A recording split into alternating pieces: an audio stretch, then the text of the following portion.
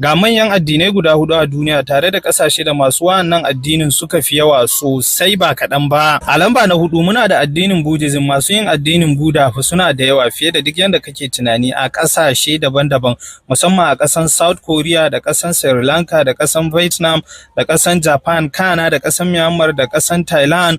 Uwa uba a ƙasan China masu wa'annan addinin suna wa'annan ƙasashen sosai ba kaɗan ba, inda jimillar su a duniya baki ɗaya sun kai su aƙalla su ɗaya har su miliyan 500 wanda suke yin wannan addinin. Kana a lamba na uku muna da addinin Hinduism. Masu yin addinin Hindu fa suna da yawa su ma sosai ba kaɗan ba a duniya, musamman a ƙasan Mauritius da ƙasan Sri Lanka da ƙasan Bangladesh da ƙasan Nepal.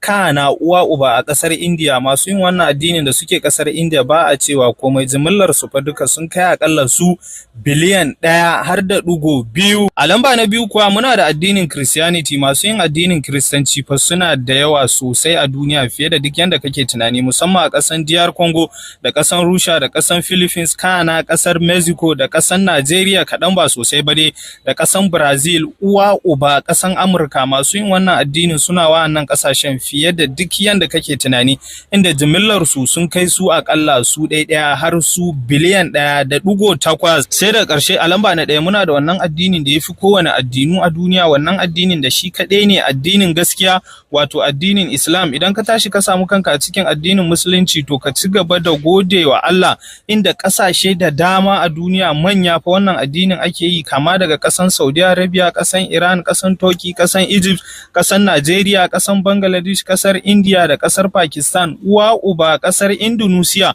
Wa'annan ƙasashen fa Musulunci ba a cewa komai, inda jimilla baki ɗaya sun kai akalla mu ɗaya har mu biliyan 2.9 a duniya baki ɗaya.